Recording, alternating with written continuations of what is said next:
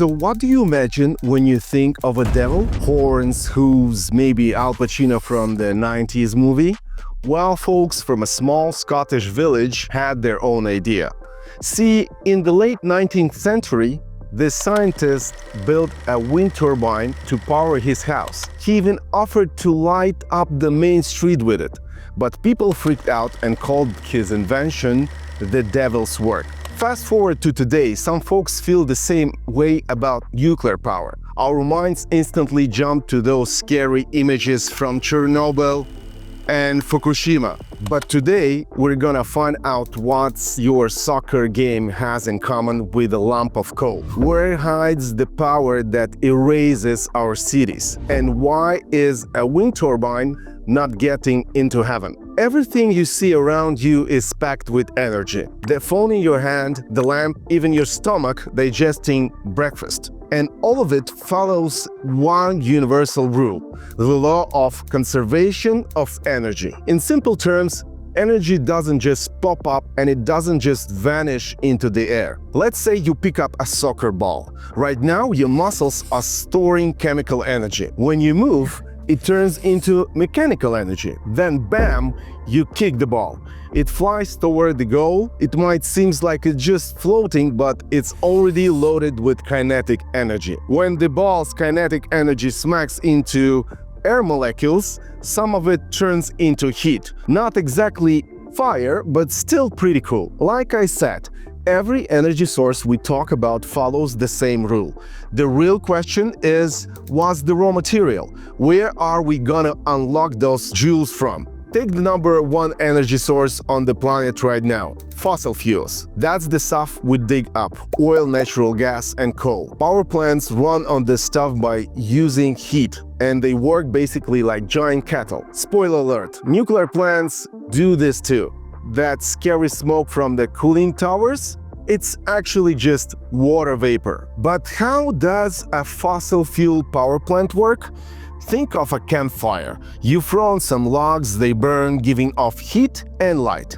We do the exact same thing, just on a massive scale with oil, gas, and coal. We dig them up, set them on fire, and get heat. Great, but heat isn't electricity yet. So first they burn, say, gas or coal that releases a ton of heat. Then they use that heat to boil water, turning into the steam. That high-pressure steam is then shot at a turbine.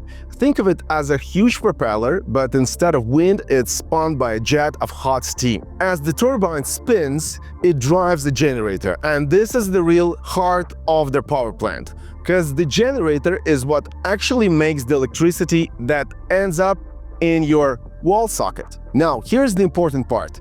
Coal, oil, and gas give us reliable, cheap energy. You just flip a switch and it works. Perfect. Well, except for a couple of huge buts. First, those fossil fuels are finite. Second, there's nasty stuff we get from them. For example, last year, people in the Russian city Ulan-Ude had to stay inside for days because it was too dangerous to go out. The wind died down and there was nothing to blow away the harmful stuff in the air from the local power plant. So here's the big question. If it's so bad, why is this stuff still the world's main energy source? Over 80% of the world's energy comes from fossil fuels. The answer, honestly, was already mentioned. It's reliable and it's cheap. Because let's take a look at the renewable energy sources. Water, wind, sun, and the other Avengers. Together, they only make up to 9% of the world's energy pie.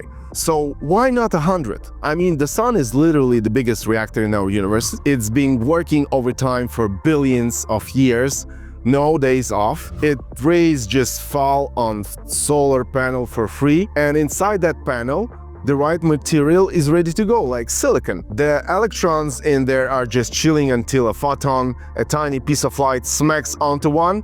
It knocks the electron loose and it starts running like Run, Forest, Run. The system then directs them all into a single fire line, and just like that, you get an electric current. Sounds perfect, right? But then check out this graph. This shows the load on the power grid through a typical day. It's like in the game Mafia. The Mafia goes to sleep, the city wakes up. Most people get up for work around 8 to 11 a.m. Everyone's boiling kettles at the same time, making kids toast for schools, basically consuming a ton of energy. Then things calm down during the day. Meetings are happening in the offices, kids are sneaking power banks in their backpacks. But then at 6 p.m., all hell breaks loose again. Everyone's rushing home to urgently drink tea and watch Netflix. The load on the grid spikes like crazy. There's even a term for it, the TV pickup. That's when a popular TV show ends and the ads come on. At that exact moment, thousands of people flick their kettles on, and the load on their energy grid just jumps. Now imagine if the world relied only on solar panels.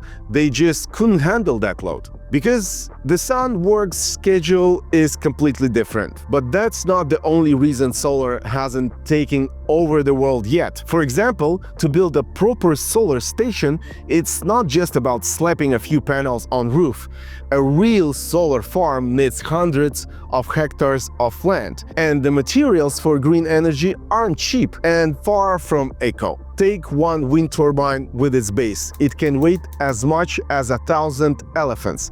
The wingspan of its blades, it's like a football field, and they're made from composites and plastic, stuff that doesn't decompose. So when they're done, they just bury them in the ground.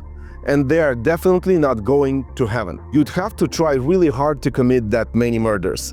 At just one wind farm in California, about 10,000 birds die every year. So because of the high cost and unreliability, renewables haven't quite conquered the world yet. Hydroelectric power plants are probably the standout here.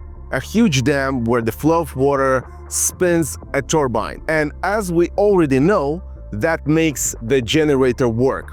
But even here there are downsides. Flooded valleys, damaged ecosystems. That's why you see so many debates in the media. It's a hydroelectric dam really green energy, or it's more often outlier in the green energy family? Definitely let me know in the comments what you think. Alright, pop quiz time. What connects the founding of Saudi Arabia, the publication of the novel Brave New World, and the atom?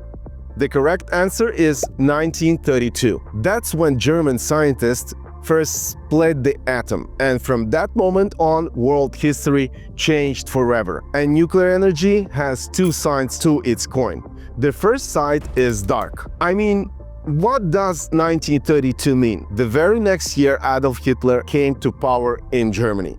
And just a couple years after that, World War II begins. All scientific efforts, especially in new things like nuclear energy, got sucked into this. The result? Well, you've seen all the footage. Of course, after the war, a new atomic age began. Nuclear fission became the basis for nuclear power plants and even medicine, like PET scans. But even here, there were huge tragedies like Chernobyl or Fukushima. Accidents at nuclear power plants where dangerous radiation escaped into the environment. But despite all this chaos and HBO miniseries, there are another side of the coin, a bright one. It's what the atom truly represents at its core. And that's like everything, literally. Everything you see around is made of atoms. If it weren't for the forces inside them, everything would just fall apart. There's a reason that famous Danish physicist guy said when it comes to atoms, language can only be used like poetry. Because this stuff is mind-blowing. Just to give you an idea, 1 single gram of uranium packs the same punch as 3 tons of coal. So how does it actually work? Imagine the nucleus of a uranium atom is like a tiny grenade. It's just chilling there until a neutron smacks into it. Kaboom! It splits into 2 pieces and releases an insane amount of energy. And it's way cleaner than the usual stuff.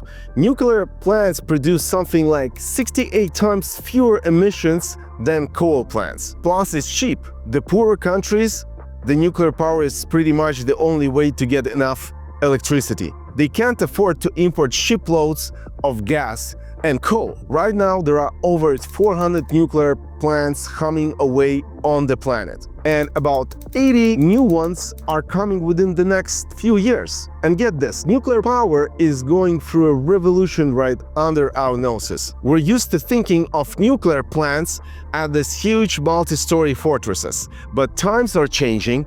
New tech is popping up like microreactors and SMRs. What does that mean? Imagine a nuclear reactor the size of a truck. You can basically ship this nuclear suitcase to the Arctic, plop it down in the mining town or on a remote military base, and it will provide power and heat for years, no refueling needed. Back in 2018, NASA already showed off a microreactor.